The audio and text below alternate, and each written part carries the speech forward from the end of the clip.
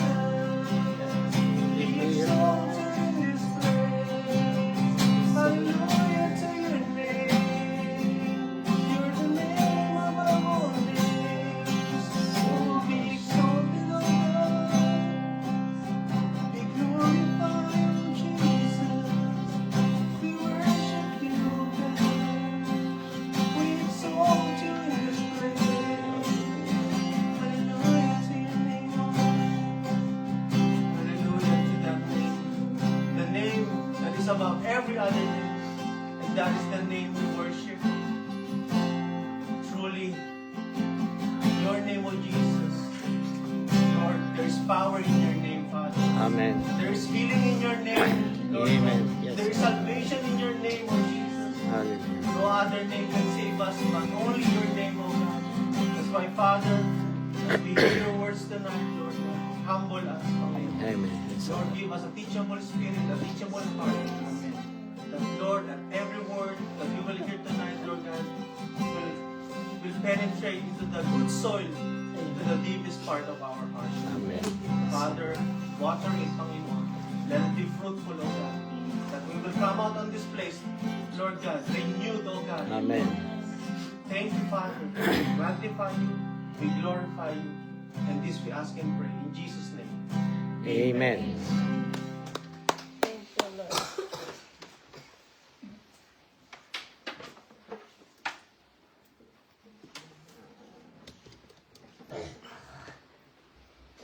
Okay, both siguro. Ito naman pa yung dalawa. Okay, somewhere around here. Stand here. Come here. Watch out. Okay. You wanna stand there then? Or you wanna watch them? Come on. Okay. When you're ready. 1, 2, 3, go. Thou shalt love the Lord thy God with all thy heart, with all thy soul, with all thy mind. Matthew 22, verse 37. B. This is the first and great commandment. Matthew 22, verse 38. And the second is like unto it. Thou shalt love thy neighbor as thyself. Matthew 22, verse 39. Behold, a virgin shall be with a child. Matthew 1:23a. He shall be great and shall be called the Son of the Highest. Luke 1:32a. Let your light so shine before men, that they may see your good works and glorify your Father which is in heaven. Matthew 22, Matthew 5, verse 16. As much as ye have done it unto one of the least of these my brethren, ye have done it unto me. Matthew 25, verse 14.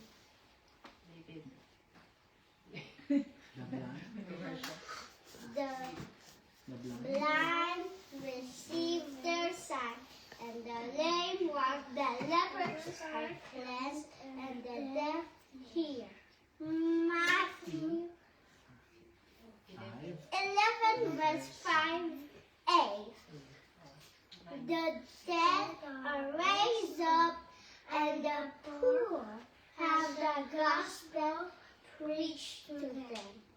Matthew 11, verse 5b. It's B. For God so loved the world that he gave his only begotten Son, that whosoever believes in him shall not perish, but have everlasting life. John 3:16. Yay!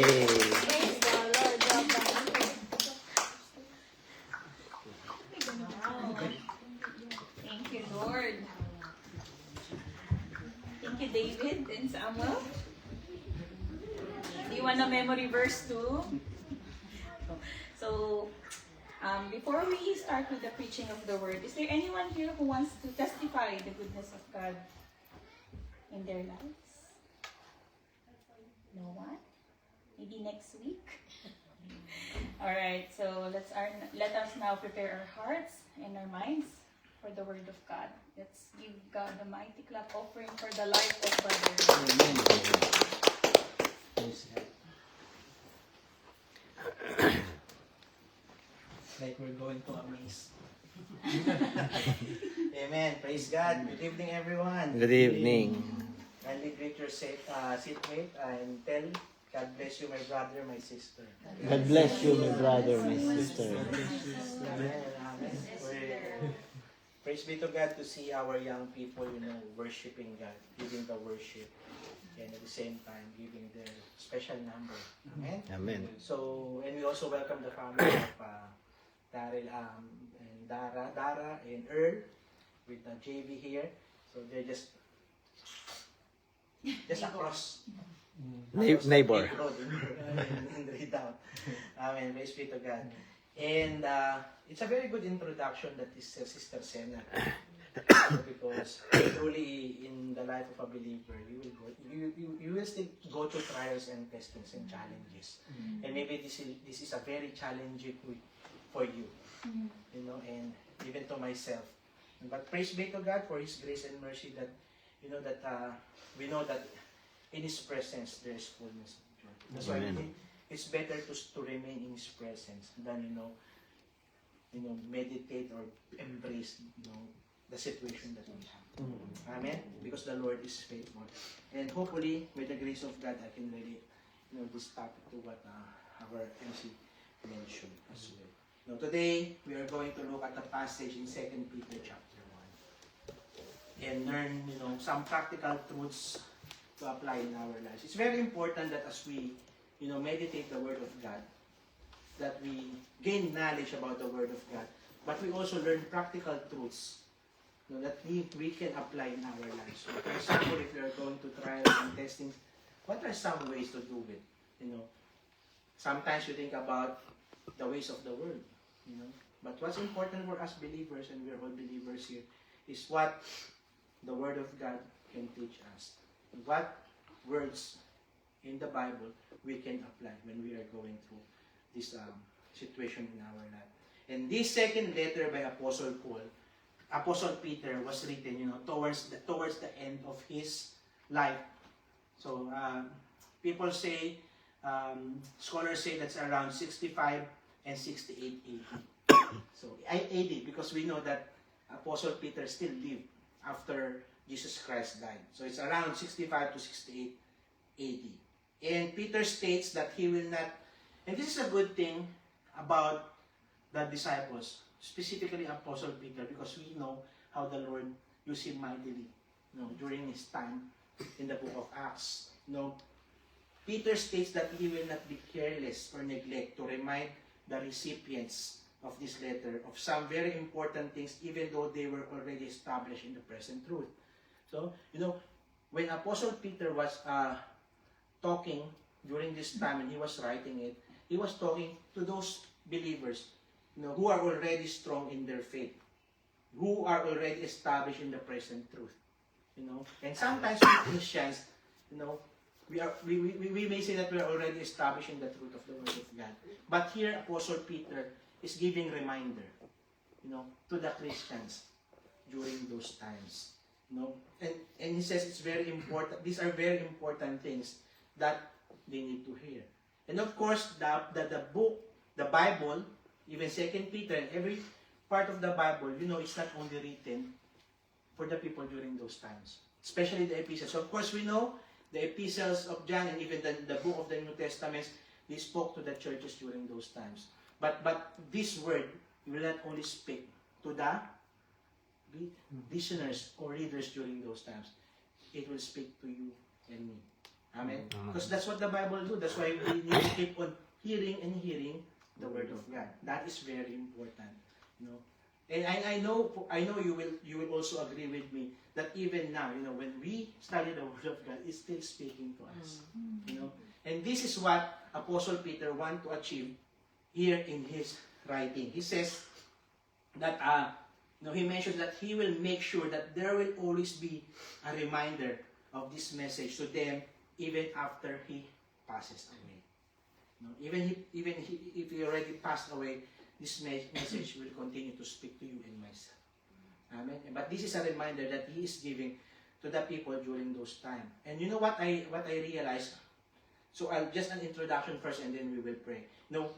I realized, the importance of pastoral care. Because here, what Peter will say in this passage reflects pastoral concern of Peter for the people during those times. Ensuring that believers remain steadfast in their faith. That's why we are blessed that we have, leaders in the church. We have our pastors, we have our elders, our cell group leaders, home group leaders, and even those who are leading ministry, and also parents. Very important, because you are the pastor, in your household. You are the one looking after, taking care of your children. And it's very important that he, Apostle Peter reminded us to remain steadfast in our faith. Children, church leaders and parents, we have a responsibility. And that responsibility is to continually remind and teach our flocks, our children. Ensuring that all of them will remain in the faith. Sometimes it's sad in the part of a leader, that even if you continuously teach them, and sometimes you do counseling with them, sometimes you just walk away. Not walking away from you, but walking away from God. And it's not only hurting the leader, but it's also hurting the body of Christ, and even more, our Lord Jesus Christ. That's why, brethren, even if we are already established in the faith, no matter how long you have been a Christian, maybe 2 years, 3 years, 5 years, 10 years, or more than 10 years, we need to continue to stay grounded in the Word of God and in the teaching of the Word of God. Amen? Amen. So obviously, when Apostle Peter was writing it, he was full, led, and empowered by the Holy Spirit. Because he wants to impart an important message to the church.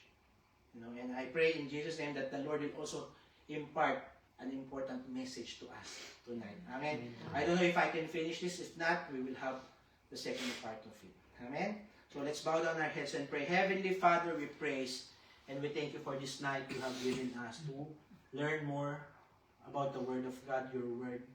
We ask your Holy Spirit to lead us, to equip us, to anoint us, to hear the message, Lord God, and allow us, Lord God, to be able to apply it in our lives. Lord, apart from you, we are nothing, so we submit to your Holy Spirit, who will teach us tonight, oh God, about this practical truth of your message, Father God. Let this be a message that will stir up the hearts of the believers, Father God, on how we will continue to walk by faith in our journey with you. Thank you, Father God. In Jesus' name we pray. Amen and amen. So let's go to 2 Peter chapter 1. 2 Peter chapter 1, verses 12 to 15. And after this, we will go to the previous verses here. It says here, for this reason, I will not be negligent. And look at the message of Peter here. For this reason, I will not be negligent to remind you sometimes. To remind you always of these things. Of these things. And in other translation, because I want to check it with other translations as well. It says, of these things, of these qualities. ESV mentioned of these qualities. Of these things or qualities, though you know and are established in the present truth. In 13 it says, yes, I think it is right as long as I am in this tent, I am here on earth, to stir you up by reminding you, knowing that shortly I must put off my tent, just as our Lord Jesus Christ showed me. So here we see that Jesus Christ, though He's already in heaven, showed Peter that your time is about to end. You will put off your tent. You will die. Yeah, that's why I mentioned earlier, this is towards the end of his life. when he wrote this letter. And in verse 15, it says, "Moreover, I will be careful to ensure that you, again, always have a reminder of these things after my decease." Because later on, we will understand that when he was saying this message, something was happening in the church during that time. And like what we are seeing here, we may be experiencing trials and testing challenges in our journey. Maybe not maybe in the personal, in your workplace, or wherever it is, or whatever it is. But it is what the enemy is attacking, doing, so that your faith will diminish. That's why Peter was reminding the believers during those times. And Peter acknowledges that his audience, his audience during this time are already familiar with the teachings he is reiterating. And so sometimes we as Christians, sometimes, I'm not saying all of us, there is arrogance. I already know it. I have been as a Christian for a very long time. But sometimes even if you have been a Christian for a long time, sometimes your faith, when it's being shaken, sometimes you move away from the presence of God. That's why it's very important that we need to be humble in the presence of God. Pride and arrogance, we rebuke that in the name of Jesus Christ. So this suggests, when he wrote this one, that he was speaking to a mature Christian community that has been well instructed. Even if we've been a Christian in our home group here in this area for a long time, we don't want to be complacent. We don't want to be easygoing with our walk of faith. That's why we need to continue to study the Word of God. His message underscores that necessity of continual reinforcement of spiritual truths. Yes, we receive the truth of the Word of God, but Jesus Christ, the Holy Spirit wants to reinforce the truth that we receive from Him. Because we need to grow as a Christian. We need to grow as a believer of the Lord Jesus Christ. And sometimes people are questioning, sometimes observing, how come these people, they've been a Christian for a long time and they're still walking like that? Of course, we don't want to judge. And we don't want to have that to happen in the ministry.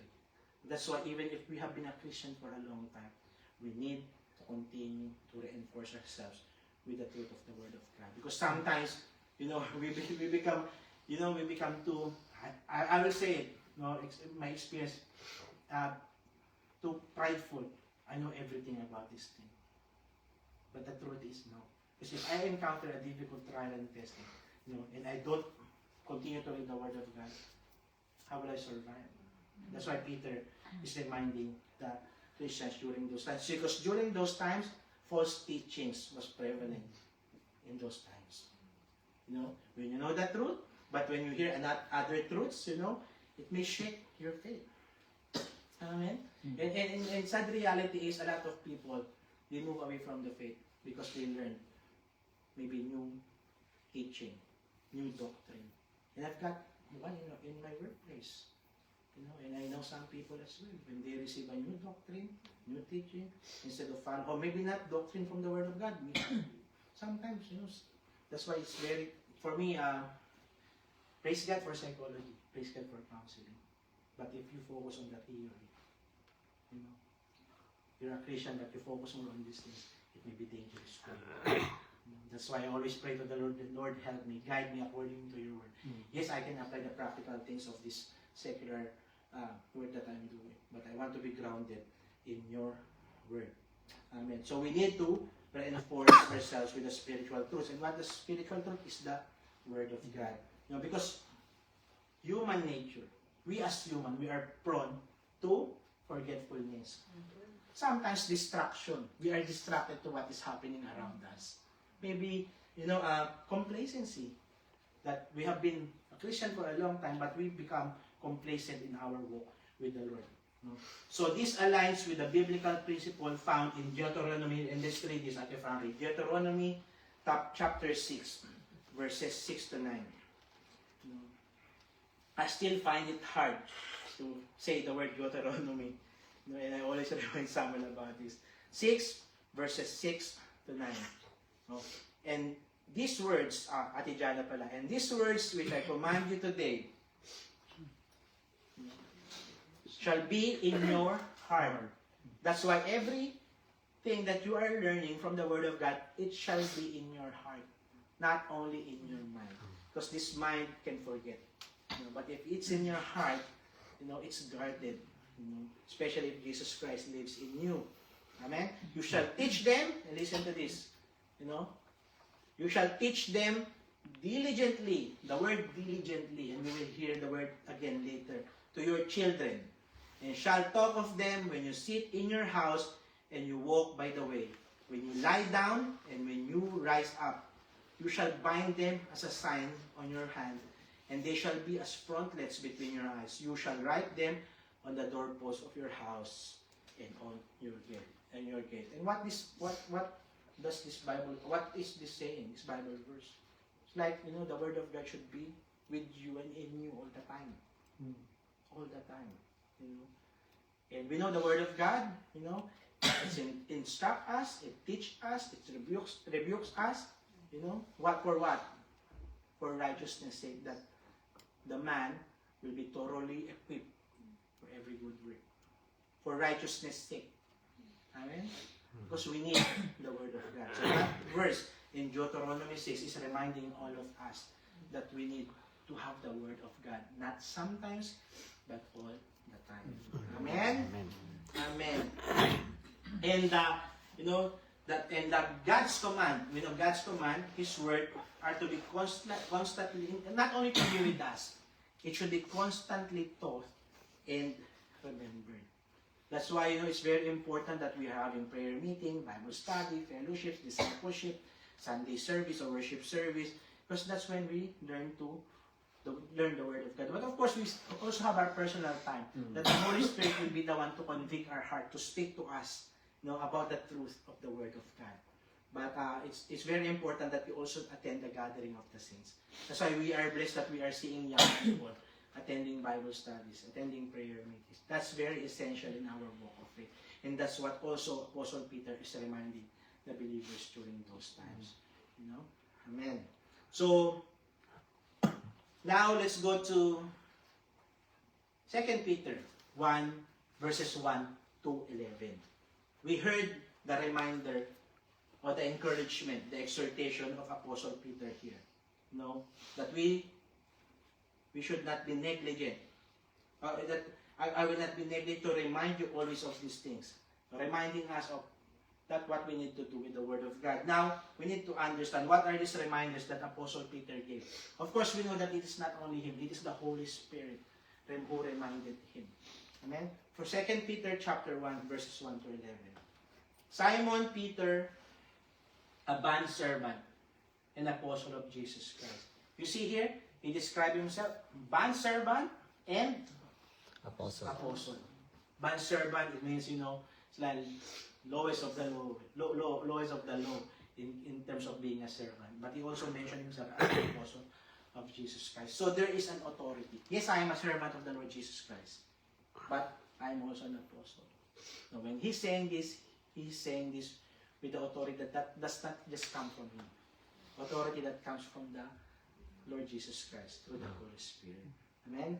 To those who have obtained like precious faith. And we know that the faith that we receive from the salvation that we receive from the Lord is very precious. That's why you need to take good care, of that salvation, of that faith that you receive from the Lord Jesus Christ. Now, like precious faith with us by the righteousness of our God and our Savior, Jesus Christ. That's why we cannot claim it is our own righteousness. It is the righteousness that comes from the Lord. Grace and peace be multiplied to you in the knowledge of God and Jesus our Lord. Verse 3, as His divine power has given to us all things that pertain to life and godliness. And He is giving all things that pertain to life and godliness. What does it mean? Yes, we receive salvation, we receive faith, but there is some more things that He will add to it. Amen? Through the knowledge of Him who called us by glory and virtue. Verse 4, by which have been given to us exceedingly great and precious promises, that through this you may be partakers of the divine nature, Because that's what the intention of God is. That we will be partakers of the divine nature, of the quality, of the character of God.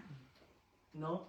The divine nature of having escaped the corruption that is in the world through lust. So even during those times, corruption is happening through lust. The lust of the eye, the lust of the flesh, and the pride of life. No? In verse 5 it says, and this is where we will get the title of this message. But also, for this very reason, giving all diligence. Not some diligence, giving all diligence, add to your faith. Add to your faith. So the title of this message tonight is, tell your seatmate, add to your faith. Add to your faith. So when you become a Christian, you need to add to your faith. Add something to your faith. How is that possible, Brother Rich? And we will learn tonight from this lesson. Because sometimes you receive faith, sometimes subtraction. Ano nangyayari? Instead that you continue to grow in the Lord, you are diminishing in your walk with the Lord. That's why we need to keep reminding. Praise be to God that we are being reminded by our leaders. We are being reminded by the Holy Spirit through the Word of God. So giving diligence means the necessity of active participation in spiritual growth. Now my question is, are you active in participating in your own spiritual growth? You need to be active. Tell your seatmate, be active. Yeah. So you need to be active. You need to continue to seek the Lord, to serve the Lord. You be in the presence of the gathering of the saints, Very important. Do not neglect, the Bible says, the assembling of the saints. It's just a manner of some. But praise be to God, we are here. Of course, sometimes there are circumstances because of work. We cannot attend because of maybe school. You have assessment. But we try our best to be active, in our walk with the Lord. To be active, a necessity of active participation in spiritual growth. It encourages the spiritual maturity requires intentional. When you say you are being diligent, you need to be intentional and sustained effort. And it is aligning with the biblical principle that faith, in James chapter 2:26, that faith without works is dead. We need to stay active in our faith. Yeah? James 2:26. So faith without work is dead also. Amen? That's why I always like to tell people, talk to your seatmate, because I want to check if your seatmate is still alive or still awake. Though we are a small group here, but sometimes our mind is wandering. Amen. And this effort is not about earning salvation, because we are already saved, but about living out the faith that has been granted to you and me. Yes, we are already saved. Now, how are we going to live that faith that we have received from the Lord Jesus Christ? Amen? And remember this, of course, faith is the starting point of the Christian journey. Of course, if you repent, you repent to the Lord, and that's the start of your journey. And I don't think, and my prayer is that you will not be a Christian who will just remain the same. And sometimes people are, I'm already saved, I already received the Lord Jesus Christ. But you do not see the fruit. I'm here not to condemn, not to judge, but my prayer is that all of us will grow in the knowledge of the Word of God. That you will not remain the same. If any man, 2 Corinthians 5:17, is in Christ, he is a new creation. When it says the old has passed, you're leaving your old life, the new has come. When the new has come, it will continue to grow. That new person. And I know that all of us here, we are no longer the same. When we receive Christ, we continue to grow. And most of us here, or maybe all of us, are already serving the Lord. And we should not remain there. We should continue to grow, to mature. And that's why Apostle Peter was reminding the believers during those times. Why? Because not only the false teachings, not only the trials and testing, sometimes even your own self is your enemy in your growth in the Lord. That's why you need to be diligent Tell your shipmate, be diligent always. Be diligent always. Amen. And faith is essential. You know, it is essential. We build upon this foundation of faith. You know, but it's also important that we add to faith these 7 things that we will learn tonight. Amen. So, but also, in verse 5 again, but also for this reason, giving all diligence, add to your faith virtue. To virtue, knowledge. To knowledge, self-control. To self-control, perseverance. To perseverance, godliness. To godliness, brotherly kindness. And to brotherly kindness, love. And you hear this in verse 7, brotherly kindness. So it's like about your brothers and sisters in Christ. But when it speaks to love, it's not only for brothers and sisters in Christ. And we will explore it more. And in verse 8, it says, for if these things are yours, if these things, it doesn't mean that you already have these things. If these things are yours and abound, you will be neither barren nor unfruitful in the knowledge of our Lord Jesus Christ. It doesn't say you all have these things. You know, of course, we will obtain it by the grace of God, by the help of the Holy Spirit. You know, and as we continue to read the Word of God, you know, we are also growing in character, in all these things. It's not only this, even Galatians, in the book of Galatians, the fruits of the Holy Spirit. Amen. That's why that's the name of our home groups, because we want to continue to bear fruit in our character, in the fruits of the Holy Spirit. No?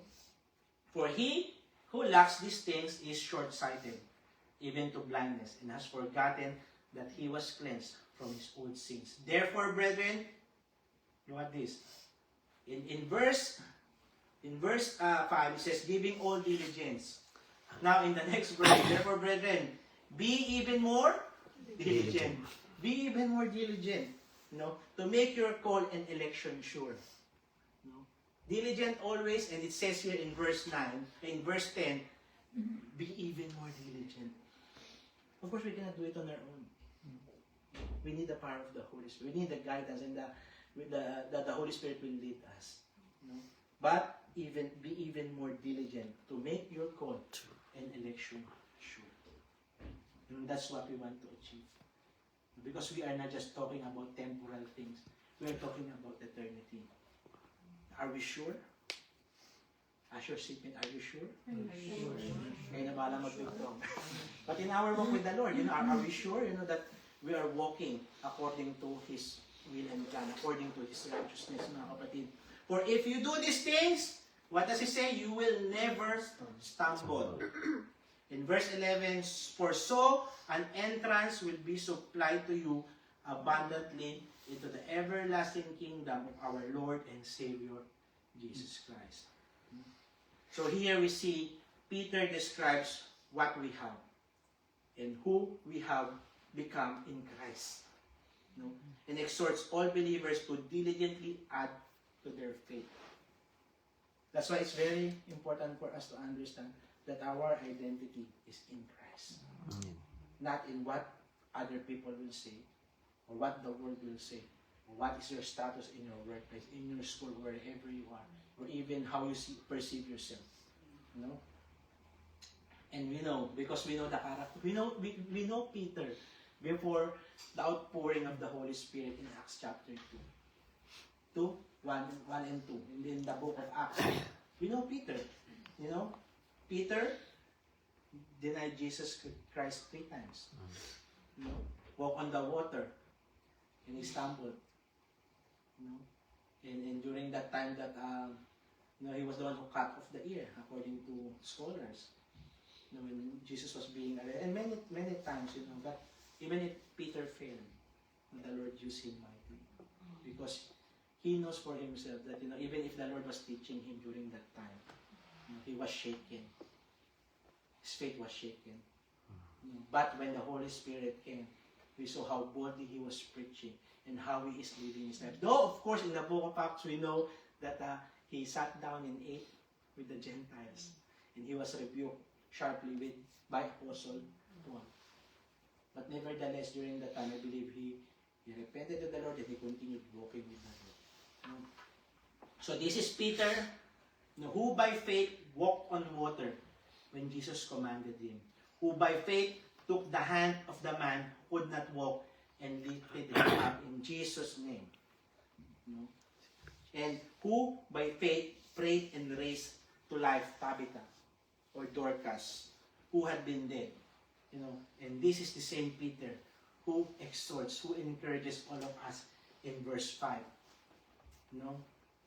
Giving all diligence, my brethren, add to your faith. And then he mentioned the 7 attributes. Add to your faith. We need to add to our faith.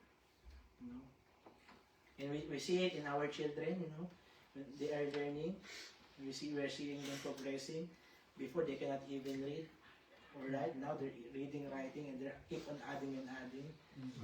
The same thing in our walk with the Lord. We need to keep on adding. But again, we do not say that you can do it on your own. We need Jesus Christ. We need the Holy Spirit to be able to do it. Not by might nor by power, but by His Spirit. Amen. So the Greek word for add, translate for to, it means fully supply, to minister, add to your faith, to fully supply to your faith. So we need these things. So now let's talk about first what the outcome of adding or growing these attributes in our life. So we will talk about the 7 attributes, but let's talk about the outcome of adding or growing these attributes in our life. In verse 8, it says, we will not be barren, nor unfruitful. So, verse 8, it says we will not be unfruitful. That's why we believers, we need to continue to bear fruit. Bearing fruit. In verse 10, it says, we will never stumble. We will never stumble. Yes, we go to trials and testings, but if we are rooted and grounded in the Word of God, and we fully trust the Word of God, amen, we will not stumble. Because we will declare the Word of God, I am more than conqueror. I will be strong and courageous, Joshua says. That's the reminder to Joshua. Because the reminder of God is, I will never leave you nor forsake you. You just have to remember the promises of God in the Bible, in His Word. That when you go through these challenges in life, you know where to go to. Amen? Amen. To the Word of God. Of course, praise God, we have the leaders, we have the parents, but it's very important that it's about the Word of God that they are also imparting to us. Amen? So, add is to fully supply and minister. In verse 11, it says, we will not give up and turn back. It's not only about not stumbling. We will not give up nor turn back, but step into the everlasting kingdom. Don't give up. Even if you are going through difficult times in your life, in your workplace, in your personal life, do not give up. The Lord says, I am with you, I will never leave you nor forsake you. He is faithful. Because Peter did not give up. Apostle Paul did not give up. We need to run the race with endurance. And looking at the prize that we will receive. And that is the eternal life in the Lord Jesus Christ. Amen? Amen. Now, believers, now I'm talking to all of us, and the Word of God is talking to all of us, need constant reminders of the fundamentals of our faith. We need to have constant reminders. So don't be, hindi sang mainis. Don't be annoyed. When you are receiving constant reminders from your parents, when you are receiving constant reminders from your spiritual leaders, or cell group leaders, home group leaders, or ministry heads in the church, elders, because they love you, and we love you. They love us. They love the soul. Sometimes it hurts to receive correction from the leader. But for me, I praise God. Because if I'm being corrected, I know that someone loves me. Because someone's correcting me. Even for parents, if you are being corrected, children, if you're being corrected by your parents, because they love you. Unless, it's a different life that your parents are living. But we are all believers here. You know, that's very important. And I don't mind being rebuked or corrected. It hurts, you know, but praise be to God, it's how we're going to respond. You know, because here, when Apostle Peter was saying this, writing this to the receivers, to the people during those times, you know, it's not easy to say these things because they're already established in the faith, but you need to hear this. It's like, I'm just using my layman's term. Yes, you're already established in the Word of God, but you need to hear this. Do not be prideful. You need to continue to receive the Word of God. You need to be constantly reminded. You know, that's why the Bible says that we need to meditate the Word of God day and night. You know, if we are only receiving during Bible study and Sunday service, you know, it's not only the time every day, because you have to meditate the Word of God. So the Word of God is like a two-edged sword that even in the innermost of our being, it will cut. It will cut to the heart.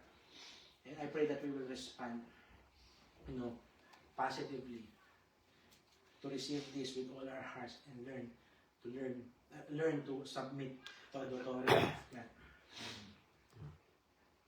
So faith must result in action, growth in Christian character, and the practice of moral discipline. James chapter 2, 14 to 17.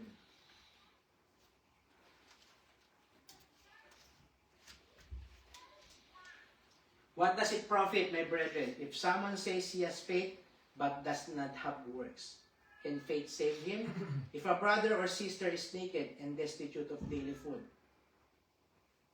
and one of you says to them, depart in peace, be warm and filled, but you do not give them the things which are needed for the body, what does it profit? And in 17, thus also faith by itself, if it does not have works, is dead. You know, that's why when we add to our faith the Christian character, you know, God is adding it to us. Because we will have compassion. We will show kindness to this person when he is naked. You know, we will, just like the story of the good Samaritan. Still remember in our Bible study? The story of the good Samaritan. I don't know if this Bible study or the other one group, but I touch on that, the good Samaritan. Amen. So the outcome of not growing, and this is now the outcome. So we know the outcome of adding, but there is also an outcome of not growing these attributes in addition to our faith. And it's also written in the passage that we read in verse 9. In verse 9 it says, for he who lacks these things is short-sighted, even to blindness, and has forgotten that he was cleansed from his old sin.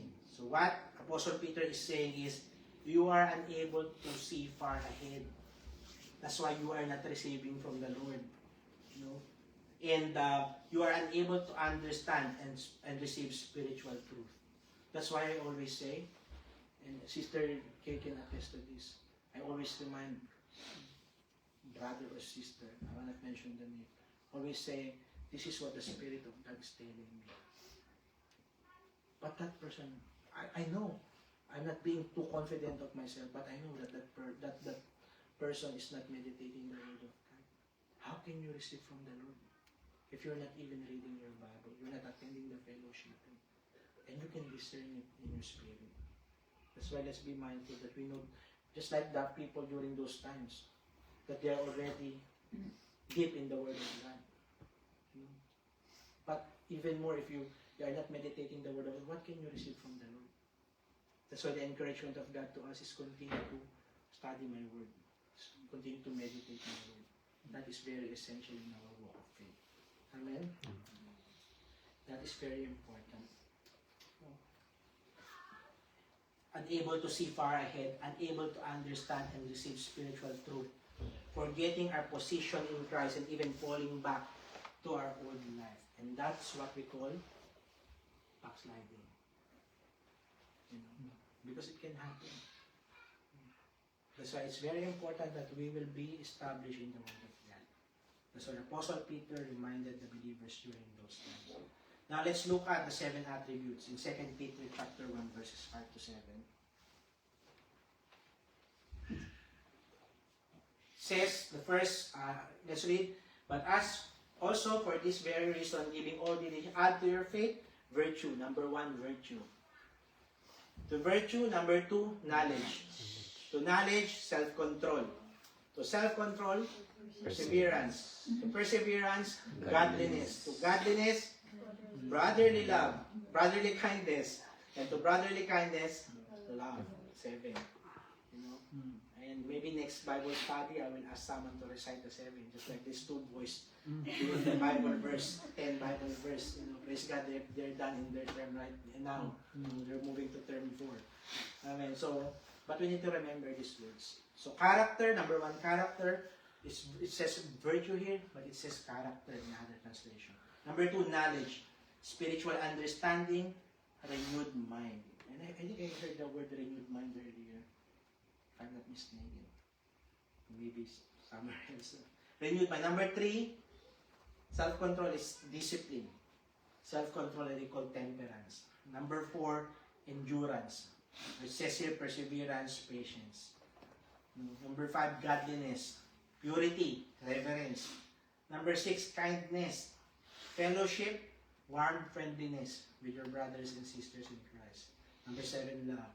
These are qualities and virtues which are essential and must be a continual part of a fruitful Christian life.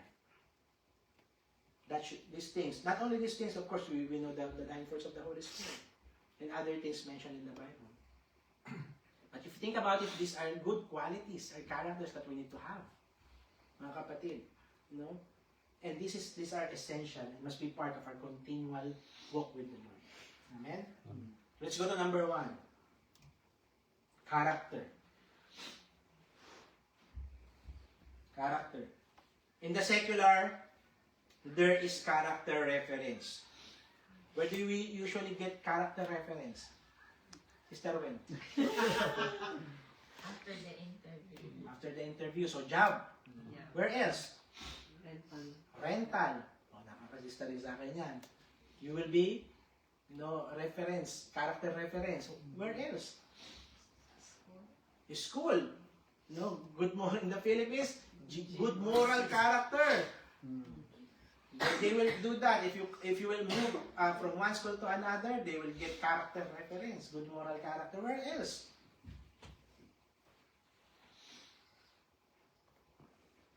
Police vetting. Right? Loads. Visa. Visa. It's required. In looking for a job or maybe obtaining a visa, they need police vetting. And what are they checking? If you have records, what's your character? They will check it. Now you see, in the secular, our character is being checked. Or maybe people know that you're a Christian, and people are looking at you. They're checking on your character. Let's see what this person can do, and then we can mark that person. Oh, you're a Christian, but you're like this and that. You're very impatient. Your face is always busangot. Grumpy, because people are looking at us as Christians. Can you say, Sister Wen, you don't need to do character reference. I'm all good. How can I hire you if I will not do character reference? Of course, not only about the work, because they ask personal traits, right? When they do how is he at work, this and that, but they also ask about what are the qualities of this person. Hindi ko na-share yung sinabi ko kay Sister Wen. But they do that. Character reference. That's why when you get MBA in the Philippines, when something is wrong, what's that? Hit. Hit. Red flag. Red flag. Virtue or good character is very essential for a believer. Our character, our virtue is very important, very essential. We are not perfect.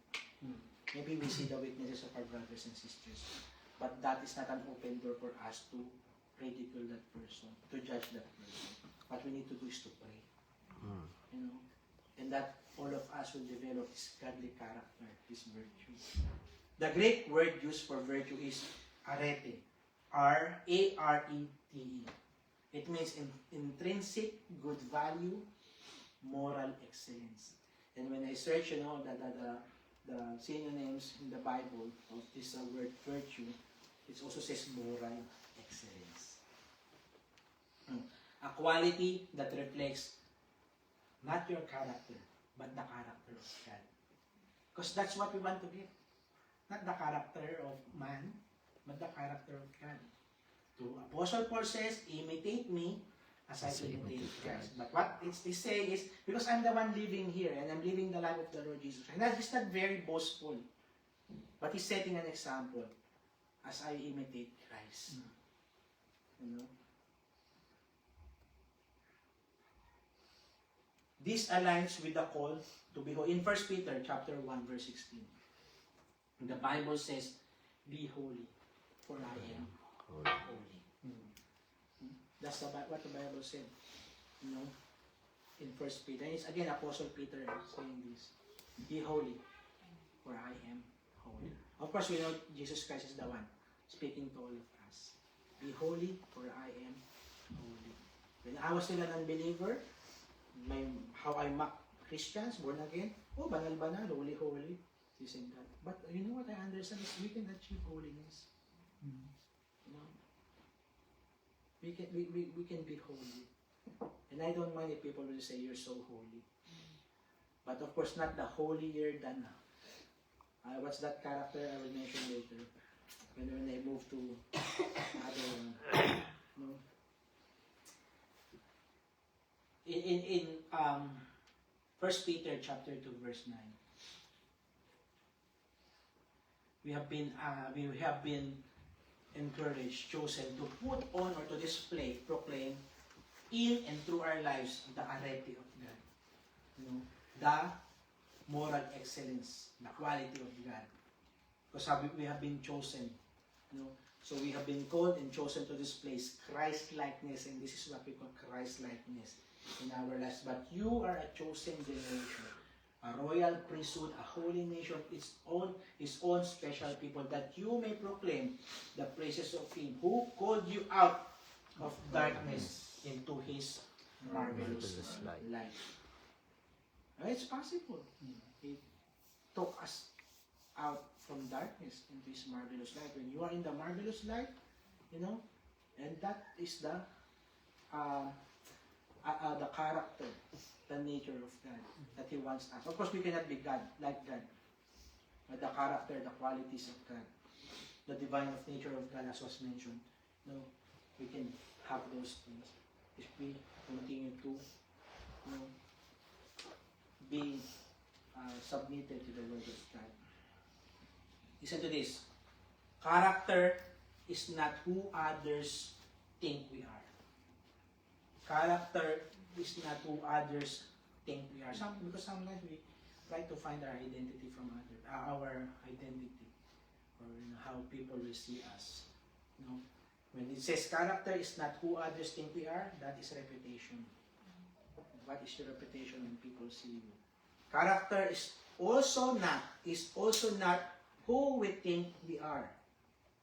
It's not always accurate who we think we are. But character is who we really are, especially when no one is watching us. No? Character is who we really are, especially when no one is watching us. Because sometimes when you are around people, you know, in our flesh we can be people pleaser. But when we are not around fellow believers, how do we live our life? But even if I say that no one is watching us, we know that there is someone who is watching us. But who are we when we are in front of fellow believers? And who are we in our closet, in our secret room? Who are we? Only the Lord knows. You know, and the Lord knows. So, you know, that's why it's very important that our character will also shine the light. You know, be the salt and light of this earth. Our character, when they see us, they don't see us. It's the same character that we, you know, show to people. Amen. Our character and identity, like what I've said, must be in Christ. Our identity is in Christ. In number 1, character, letter A, our private and secret choices display our character. Our private and secret choices display our character. It's sometimes it's good to have secret. I mean, not secret surprises or something, but if you have a secret life, and it happens. I was a school counselor, and when students are sharing to you, this is who I am, Sir Rich, when I'm in school, but at home I needed to be this. I'm also like this when I am outside of school, living your lives as if it's your last day here on earth, enjoying drinking, smoking cigarettes, using drugs, or living a life that is not pleasing to the Lord. But what is your character? When you are in your private room. Letter B, companions influence character. Companions influence character. That's why I love, the prayer and fasting and even the prayer meeting last night. The burden of our leader for the young people. Because you see the influence of the world. Remember Charlie Kirk? He died. 22 years old killer. But of course, I will just share it. Maybe I don't think it's just him who did it. There's something behind that one. But he's 22 years old. He came from a very good family. But when he entered college or university in America, the influence, he became a leftist. And that's very dangerous. That's why 1 Corinthians chapter 15, verse 33. 1 Corinthians 15, verse 33. Do not be misled. I'm reading from, I think it's NIV. Do not be misled. Bad company corrupts good character.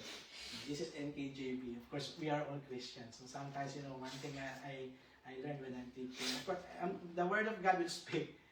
But sometimes when they say evil, I'm being judged already. But this is the truth. But I'm reading, do not be misled. Bad company corrupts good character. Do not be deceived. Evil company corrupts good character. That's why you need to check whom you are surrounding yourself with. Of course, in this earth, we have unbeliever colleagues, classmates, neighbors around us. But if we know what they are doing is against the will of God, are we just following their ways? Are we compromising as Christians? Or do we stick to our faith? No, I'm not going to do that. I'm a Christian. Are you bold enough to say, people, you're a Christian? When a person asks you, are you a Christian? Sometimes. Not today. I can do these things. That's why the Bible says, do not equally with unbelievers. Why? Because, if you compromise, you are compromising your walk with the Lord. But again, of course, we need to be the salt and light to them. We need to set an example. And the battle that the young people are facing, maybe it's the same battle that we experienced before, but you see how woke the world now is, how crooked the world now is. People around you. That's why instead of being influenced, you should be the influence. You must be the one to influence.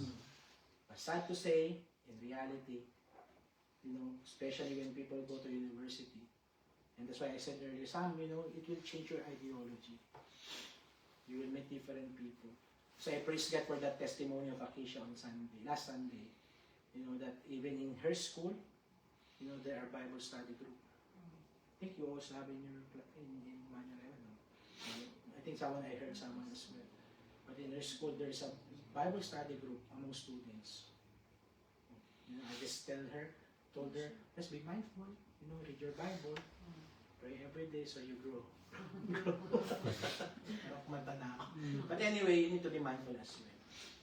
But it's very important that you surround yourself with fellow Christians. But again, do not be too Para ka namang, ang tawag ito, Extreme. extreme. Will you say, I don't want to be with you, you're unbeliever. How can you be a salt and light? That's why Jesus Christ sat down with the taxpayers, the sinners, the harlots, you know. That's why Apostle Paul became the apostle to the Gentiles. But he never compromised. How about us? And this is a reminder to all of us, even me in my workplace. No? Yeah, I know. They know sometimes I don't engage in any conversation on, and I know that it will hurt my spirit, dampen my spirit. I don't do that. I tell them I don't like that conversation. Let's join us here. This, and you know, sometimes they're murmuring. You know, they're gossiping. Hope they're not here. Because I'm already whispering. Praise be to God. Amen. So, tell your seatmate, your character and identity must be in Christ. Character and identity must be in You Christ. feel like, you know, you have argument with your husband and wife, you remind each other, or remind yourself, our identity is in Christ. Amen. So we need to be discerning. It's not only the bad company of people, social media, the movies that we watch, the TV shows that we watch, the music that we listen to, or what we see in the internet, the book that we are reading, and we make a bad influence to us. That's why when the Apostle Peter reminded the believers during those times, because there's false teaching, it's very rampant during those times. They can just hear, oh, this word is good. And sometimes, you know, even if you've been a Christian for a long time, and I can say this because I know someone, not from our church, very strong in faith, serving in the children ministry. But when that person studied counseling, everything changed. You know, and I even have I'm not saying argument, a discussion with her. You know, because she started the conversation, so well, what happened to you? And so many things. So I'm still encouraging and praying for that person, but I pray in Jesus' name that the Lord will illuminate her mind. That's why it's very dangerous to just, you know, read these things. That's why you need to go to your Bible first. The encouragement of Pastor Bishop Ronnie always to us when we're doing ICID, you know, when you haven't finished the Bible, do not allow yourself to just read any book. Even Christian book, or maybe even other, you want to study other religions, or watch videos, finish your Bible first.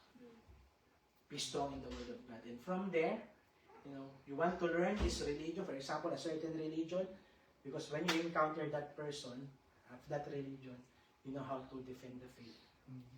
You know? Who among you finished the Bible? Anyone?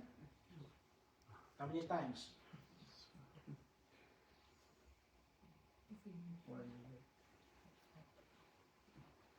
Maybe this is also a reminder to all of us. I think it's my 6th or 7th time. Different translation. And I said, I'm going to start, tumigil na ako sa Tagalog eh.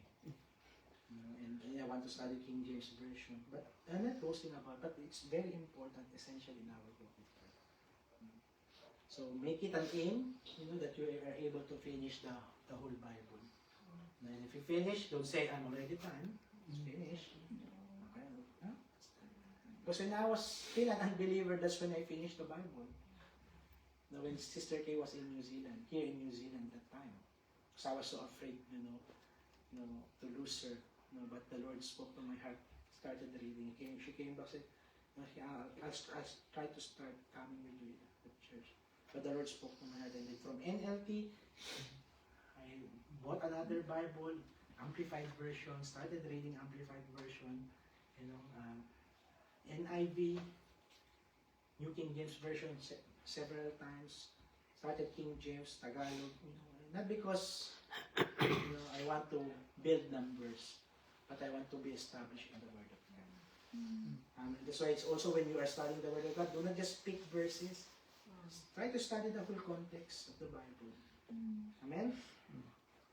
And letter C. So, letter A, our private and secret choices display our character. Letter B, companions influence character. So, only not people, but even what we see around us. Letter C, challenges. These are the trials, difficult circumstances. Challenges build character.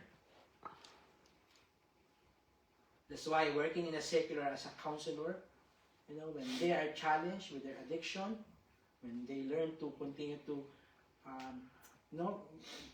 in addiction, I just use the term lapse or relapse, it happens to people. A lot of challenges. But then when they learn to press through those trials, those challenges, they become resilient. And that's why many of them can get out of that. It happened to me as well. So challenges build character. So don't get discouraged when you have challenges. That's why a very good introduction. I was listening intently. Romans chapter 5. Romans chapter 5, verses 1 to 4. Therefore, having been justified by faith, we have peace with God through our Lord Jesus Christ. Do you have peace? Amen. And when you go through trials and testing, you still have peace. You will say, pisting challenge. Pisting challenge, no? Hindi na ako tinigilan. No? And I experienced it, one counseling. It's like, everything fell down in one day. Lots of problems, personal, workplace, in the ministry. And you also have your personal dealings, and you say, Lord, bakit sabay-sabay? And then you start asking, Lord, bakit mo ginagawa sa akin ito? He did not promise us that when we become believers or have faith in Him, that we will not go to trials and tests. That's why in the New Testament, many times, it's an exhortation to all of us. Amen. But I pray that we will have that peace that surpasses all understanding, that we guard our mind and heart through His Son, Jesus Christ. That's why we need to continue to renew our mind. Verse 2, through whom also we have access by faith into this grace in which we stand and rejoice in the hope of the glory of God. And verse 3 says, and not only that, but we also glory in tribulations. Wow. How can you do that? You glory in tribulations. Because, says, knowing that tribulation produces perseverance. And perseverance, character. And character, hope. And we see, aside from the 7 things I've mentioned, the fruit of the Spirit, now we're seeing new things here. Although perseverance is part of what we're going to study, character is also, but it says also hope. Because there is hope in Christ. That even you are going through trials, and there is hope in Christ, mga kapatid. So, listen to this. Strong character enables us to face adversities with the capacity to keep standing and not fall or not stumbling. If we have the character of Christ, we will not easily stumble. We will keep standing even in the times of adversities, of trials and testings. That we will not blame God. But I believe in my heart that in those situations that you feel like everything in one day, ibinuhos na sa akin ng Panginoon lahat ng pagsubok. I believe, because the Lord is teaching us. Now, your faith is being tested. And sometimes, people sometimes blame God. But sometimes, problems and trials is the result of what we do to ourselves. Maybe the works of the enemy. Of course, it's the works of the enemy. But sometimes it's our decision that we are making in life that make things difficult. And the tendency of man is to keep blaming people around them. Blaming your parents about your situation. Blaming whatever you see around you. Sometimes it's also a way for us, for God, to test us in our faith. How are we going to respond? What will be our character? That's why, from character, it will go to second is knowledge. But we will stop there. I don't know if 2-3 times, so keep coming back. So as to finish this, I'm not the same brother Reg, Sister Wainwright, lumago na ako sa Panginoon because when I teach, I want to finish everything. But now we'll finish with this, character, virtue, the godly character, a quality that reflects the character of God, moral excellence, intrinsic good. Intrinsic because it should be inside of you, not extrinsic. Because the developing of characters happen from the inside. Factors outside can come in. Just like, when the preaching of the word is external, but it will speak to your heart. Now, the intrinsic character is now being developed. And what God wants us to achieve is to have that moral excellence in terms of our number one, character, our virtue. Amen? So before we end, Mr. Frankie, without looking at your notes, what are the 7 attributes? I like it when we're doing Bible study, I ask questions. So when you attend, baka sabihin ni Darren, hindi na tayo umattend ka lang, brother. It's so weird for us to grow. May quiz. May pop quiz. Okay, try, Ate Frankie, what are the 7 characters, attributes? Should I do it in order? Even if not in order. Virtue, knowledge, perseverance, godliness, love, brotherly kindness, Yeah. self-control. Amen. Thank you, Lord. You got everything. Praise God. Yeah. You have kindly. And it is very good that Apostle Peter taught this to the believers during the time. It's also teaching us, as a Christians. These are qualities and virtues which are essential and must be a continual part of a fruitful Christian life. Amen? I hope we learned something tonight, mga kapatid. We're just in number 1, character. We still have 6 more. But I encourage you as well to meditate in Peter chapter 1 verses 1 to 15. And go also finishing from 16 to 21. Amen. Let's all stand up. And I'm not the one, or leaders are not the one, parents are not the one. We will teach you the word of God. And it's also important that we model, these characters to you. And speaking as well to parents, especially, Jave is young, the children of Sena and Luigi, David is young, Samuel is young. Even if, these dalagas are already dalagas. But, it's very important for us, mga kapatid, that we model the character of God. It's not just, we teach them the Word of God and we are not living the Word of God. That's very, and tell you the truth. Even myself, sometimes, I become impatient with my son. That's my character before. I'm so impatient. And sometimes I see it, and I always, Lord, help me. That I will be patient. So, I'm trying to, so when someone sees me, oh, Tata is so patient, and I want to have that character. But it's not my character of God.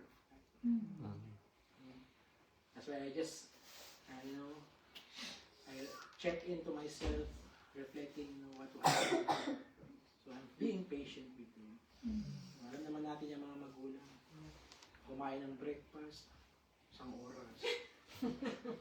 Kapangunin mo sa higaan, ang tagal.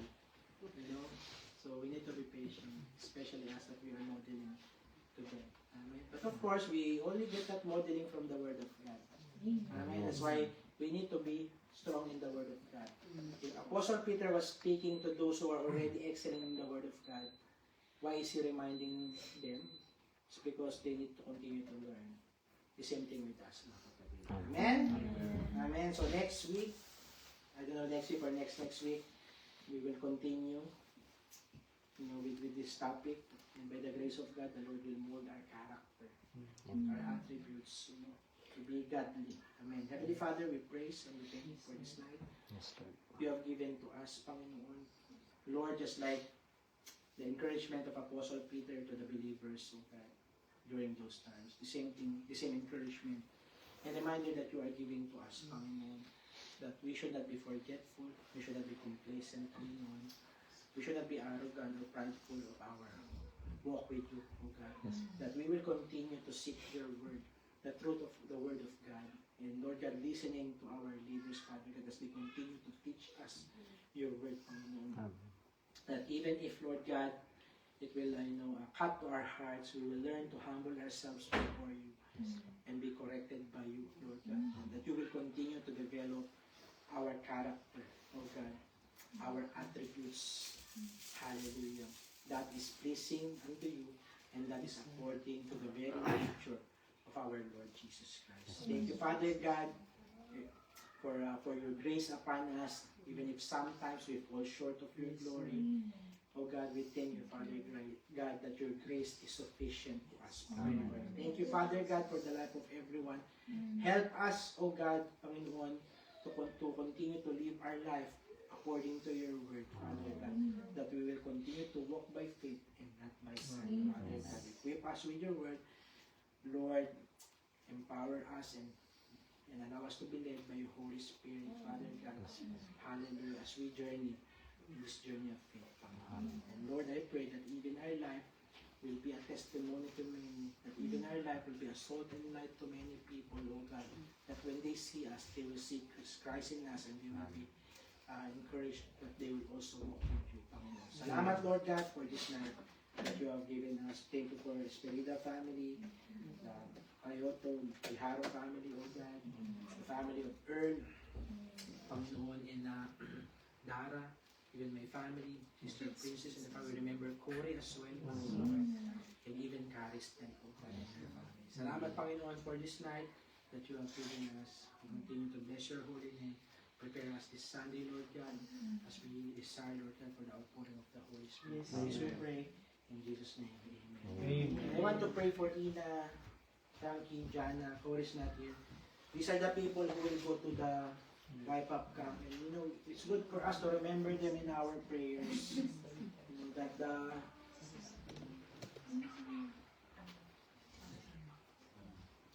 pray ko muna sila nga, mamaya na yun. Come on, let's lay our hands to them. Come on, hold your hands, and we remember Cory and the rest of the brethren, not only in our cell group, but in the body of Christ, of Christ Nation. Lord Heavenly Father, we praise and we thank you for these young people, young adults, and young professionals, oh God, who responded to your call to attend, oh God, the wipe up camp, hallelujah, next week, Panginoon. Yes, Lord, we ask and pray. I know you are already preparing their hearts, but I ask and pray for your covering and protection upon them. Amen. As they travel, Panginoon, they may be taking the bus or riding in their own personal cars or airplane. Yes. Father God, or train, but what I ask in is your covering and protection upon all of them. Thank you, Father God, that as they respond to your call, oh God, that you will also pour out your Spirit upon them. Yes, Lord. That truly they will receive from you. Oh God, let their hearts be ready and be prepared. Amen. And be expectant of what they, not only with what they will see in that place or seeing people around them, Yes. but what you have prepared for them. Father. Amen. Most of our Damascus brethren, it will be their first time coming. Yes. Let it be a beautiful encounter that they will have in you and with you, Panginoon. Amen. Lord, as the camp says, awake, Lord, awaken your spirit. Amen. That they will continue, Father God, to walk, Lord God, faithfully with you. And Lord, let this be as part, hallelujah, of what you will do in their lives, Lord. That these young people, this wife, Father God, will truly be influential to this world, Yes, Lord. That they will shine the light of the Lord Jesus Christ. Amen. And Lord, even thanking God for the messages that you have put in the hearts of the leaders, oh God, who will be sending the message, your message to the people in those 3 days, Panginoon. Yes, Salamat, Panginoon, until you bring them back safe and sound. Amen. We thank you for the good health of everyone, Yes, Lord. Panginoon. We thank you for your provision upon them. We Thank you you, for Lord. the good weather, oh God. Thank We you, for Lord. the place Yes, where oh God. they're going to sleep, even the food that they're going to eat, Father God. Hallelujah. More than this physical food, I know they have been preparing, buying physical food, Panginoon. But Lord, let the spiritual food fill them, oh God. Yes, Lord. Hallelujah. So continue to increase them. Hallelujah for your works. Amen. Thank you, Father God, for their lives. Lord, we look forward seeing, Lord God, young men and women rising up, Father God. to be Amen. The next generation, Lord God, who will lead many people to Christ and who will lead this ministry of Christ's new creation. Yes, Lord. Salamat, Lord God. We praise your holy name. We bless you. And this we pray in Jesus' name. Amen. Thank you, Lord.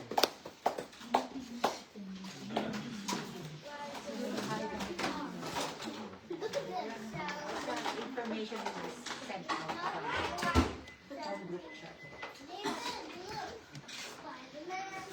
Praise God. Thank you, Lord, for reminding us to add to our faith those 7 characters, to be able to be fruitful in our Christian walk. Truly, we are still work in progress. Thank God for His grace, for I know He is not done with us yet. Amen. Amen. For our announcements, let us be a blessing to our brothers and sisters in the Philippines. We encourage everyone, if you can please bring hand corned beef, spam, sardines, powdered milk, coffee sachet, not bottled coffee, brand new towels, and some school items. Reminder as well, let us give generously. We encourage to check the expiration dates of the goods, and no use towels and no use clothes, please. Our deadline, the new deadline for the donation is supposedly today, but I think we can still do it on Sunday, so that it can reach before the Christmas time. Amen. And tomorrow, Saturday, is the Lipat Bahay for the Team Dizon. And main church set up at 8 a.m. And on Sunday, we will have the Sunday worship service.